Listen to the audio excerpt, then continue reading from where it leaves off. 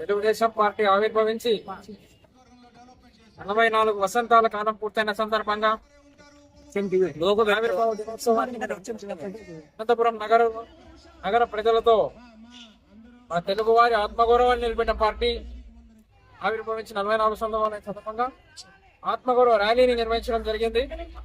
కార్యక్రమానికి వచ్చేసినటువంటి జిల్లా అధ్యక్షుడు పూర్ణాగరాజు గారు, ఎమ్మెల్యే దగ్గుపాటి ప్రసాద్ గారికి, మిగతా టౌన్ క్యాడర్ కి, నగర నాయకత్వాన్ని అందరికీ కూడా నమస్కారం తెలియజేస్తున్నాను. ఈరోజు ఒక పిలుపుతో భారీగా విచ్చేసినటువంటి వేలాది మంది కార్యకర్తలు,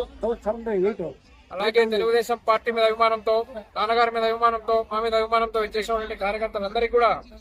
నమస్కారాలు తెలియజేస్తున్నాను. వర్గీయ శ్రీ నందమూరి తారక రామారావు గారు ఏ ఆశయంతో అయితే పార్టీని ప్రారంభించారో ఆశయాన్ని కొనసాగిస్తూ ముఖ్యమంత్రి నారా చంద్రబాబు నాయుడు గారు ఏ విధంగా అయితే ముందుకు తీసుకెళ్తున్నారో అదే ఆశయాన్ని కొనసాగిస్తున్నట్టు మా యువ నాయకులు శ్రీ నారా లోకేష్ గారు దాన్ని పదింతలు చేసే విధంగా ఈరోజు రాష్ట్రంలో అభివృద్ధి కార్యక్రమాలు చేపడుతున్నారు. ఈరోజు దేశంలోనే ఎక్కడా లేనటువంటి విధంగా పెన్షన్లు ఇస్తూ సూపర్ 6 ని అమలు చేస్తూ చరిత్రను కలిగినటువంటి పార్టీని ఇలాగే కొనసాగిస్తూ నాయకులందరికీ కార్యకర్తలందరికీ కూడా సంక్షేమం చేకూరుస్తూ ఎప్పుడూ కార్యకర్తలకు తోడుగా ఉంటామని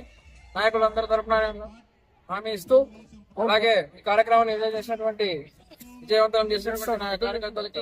నాయకులకి అందరూ కూడా ధన్యవాదాలు తెలియజేస్తూ సెలవు తీసుకుంటాం. అలాగే పార్టీ తెలుగుదేశం పార్టీ ఆవిర్భావ లేకపోతే పిఏబిఆర్ నుంచి వస్తున్నాయా లేకపోతే తుంగభద్ర నుంచి వస్తున్నాయని కనీసం 100 రోజుల కాలంలోనే 3,500 కోట్ల రూపాయలు ఖర్చు పెట్టి శ్రీశైలం నుంచి ఇటు కుప్పం లాసు చెరువు వరకు, ఇక మడకశిర లాసు చెరువు వరకు నీళ్లు తీసుకెళ్లి గణిత మనం ప్రతి పనికి